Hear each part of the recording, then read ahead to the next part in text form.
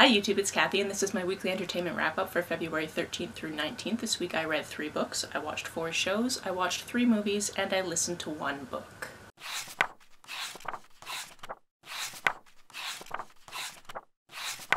Do you ever do something in part because why the hell not, and in part because you're trolling your future self? For me, that's putting on lipstick. I guarantee by the end of this video I will have forgotten that I put it on, and I won't remember until I go and make coffee while I edit this video, and then get lipstick on the coffee cup. That's when I'm going to remember that I'm wearing it. All of the books I read this week were for the Rent Readathon, so I'm not going to continue to say it before every single book I talk about, but I'll put information about that readathon down below for you. The first book I finished this week was Drag King Dreams. This is a book that is set in New York post 9/11, although we don't know exactly when. There are some clues in the text, so you could try to figure it out. And from the blurb of this book, you know that you're following a butch lesbian named Max who works as a bouncer in a club and then later works in another club as a bartender. I say from the blurb because it takes about 3/4 of the way through the book for us to find out that that is how Max identifies. Despite being somebody who is queer and has been going to protests for decades, our main character is a little bit transphobic at the beginning of this book, immediately regrets it, and then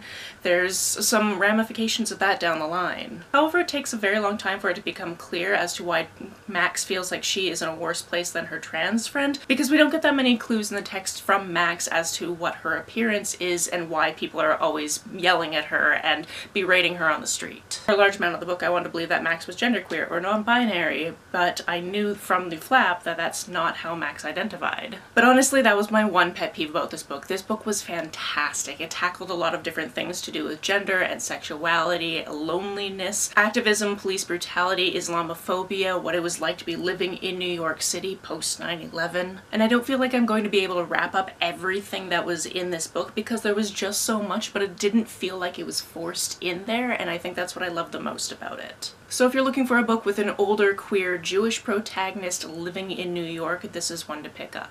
The next book I finished is Capitalism, a Ghost Story. This is a series of short essays about capitalism and how it has affected India. I didn't have many expectations going into this book. I didn't really know all too much what it was about besides that brief synopsis, and I will tell you that this is very academic writing, and it supposes that the reader has some background in capitalism and India. So if you don't know much about either of those things, you will likely be lost reading this text. This really goes into the different ways that different organizations have been pulling strings and things that have been happening in India, and although what I could grasp from it was fascinating, I also felt like I was just sitting there not being able to understand a lot of what was being talked about. That was totally on me. At no point did this book say that it was a primer and that I was going to be handheld through this information. What I could comprehend was interesting and in some cases horrifying. The third book I read in physical form is a middle grade book called Letters from Cuba. This is about a girl named Esther who is from Poland, and her father is currently living in Cuba because he's there trying to make a living to bring her and her whole family over to Cuba. This is set in 1938 and 1939, so you can probably guess as to why he wants to move his family to Cuba. It's because Europe in particular, and then the broader world as well, are being very anti-Semitic.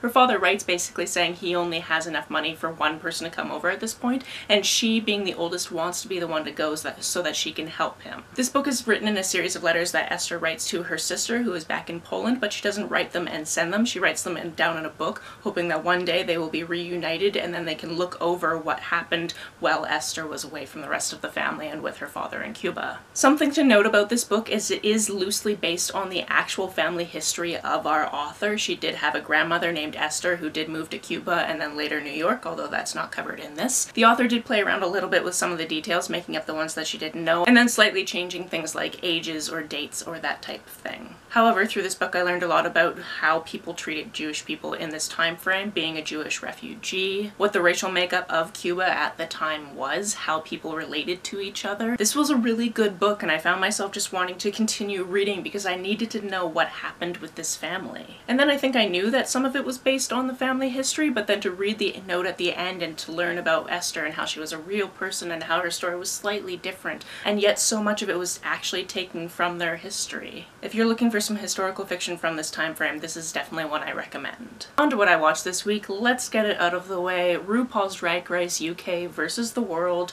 the elimination that was heard around the world. It's gotten to the point where I need to watch the episodes as they come out on my streaming service and make sure that I don't touch my phone while doing it, otherwise I'm probably going to be spoiled for things. And there was one point in this where I actually just opened up my Instagram and I just, from what I saw, it didn't say who was going home or anything like that, but I had a feeling based on it that I knew how the episode was going to go. This episode, if you don't know, is called West End Wendy's. The girls were all given these characters of these aging starlets who have done work on the West End, and basically those characters are on a reality show where they're trying to get their one last comeback. It was a musical episode, but it wasn't one of the ones where they need to learn the singing parts. All of it was lip syncing. I thought there were some fantastic performances in this, and I also agreed with some of the critiques about the writing of it in general. I also watched this week's episode of RuPaul's Drag Race, and in this episode they were overacting in a soap opera called The Daytona Wind. Not to spoil it or anything, but there was definitely an element to this that was hidden from the girls when they were doing their lines and acting in the scenes and then added after,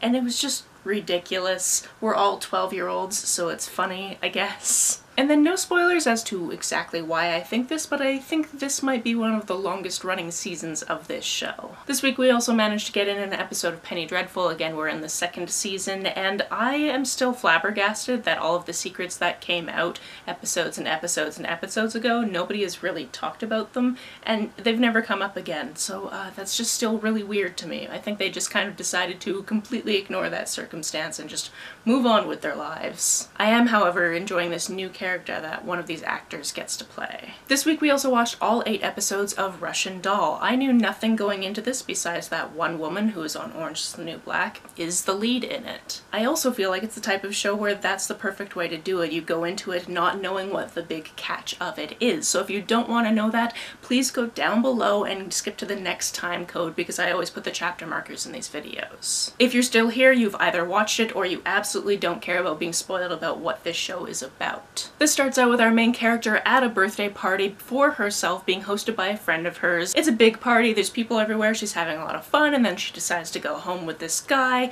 and then out of nowhere she gets hit by a taxi, dies, wakes up at the same party. From here, it's a big journey for her to figure out why this is happening to her. Does she just think it's happening to her? Is it actually happening to her? Is she just having deja vu? Is this a really bad trip because there was something in the joint that she was smoking? Like, what is happening? There were several points during this where we just burst out laughing or screamed at the television, to the point where my roommate basically texted me being like, what are you guys watching that has you making all of those sounds? Not in a mad way, in a she wanted to know what it was so she could possibly also watch it way. Needless to say, it was fun to follow along with this and see the background things and how they were changing or they weren't, and try to figure out what was going on. As for the movies I watched, there were 3 of them, and they were all part of the same franchise. There was Kingsman: The Secret Service, Kingsman: The Golden Circle, and The Kingsman. I had never seen any of these before. My roommate wanted to see the 3rd one that recently came out, so we had to go back to the beginning and watch them all the way through, which means I now know why she occasionally just sings Country Road in a Scottish accent, because that is something that happens in the 2nd movie. If you've never heard about these movies, they're about a secret organization called Kingsman. It's an intelligence organization kind of saving the world, and they're not exactly tied to the government, because as we find out in the 1st movie,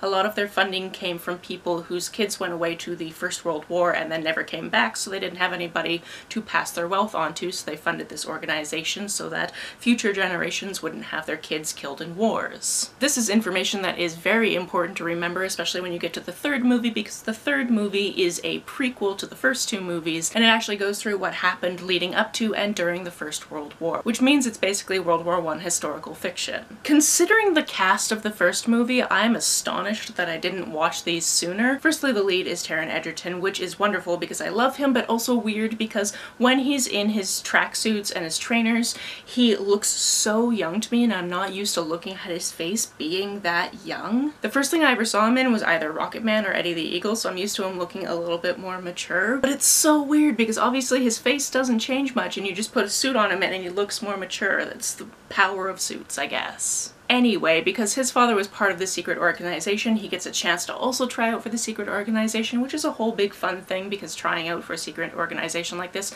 is obviously going to have a lot of ridiculousness to it, a lot of different challenges, and these movies are not afraid to be a little bit ridiculous. And of course, as these things go, he's going to have to save the world. I then enjoyed that in the second movie we had somebody else trying to destroy everything. He again had to save the world with the help of some new friends. And then having the third movie be the origin story was actually kind of brilliant for me. Also, one of the weirdest things for me was realizing that the guy that played Spike in Notting Hill, aka Hugh Grant's weird bumbling roommate, yeah, he plays Rasputin. Additionally, World War I is one of those time frames where even though I haven't really studied it since high school, I still really remember what happened, like why the war started. And I've actually been at the site where Rasputin died when I went to Russia, so I knew some of these details and I could see where they were taking certain liberties here and there, and I could see where they were following what the commonly known stories are. We also had a lot of fun trying to figure out who was going to be the big reveal at the end as being the baddie. The camera works very hard to block out the face of who is the top of the organization that is trying to take everybody down and trying to make the war go on and all of these different things,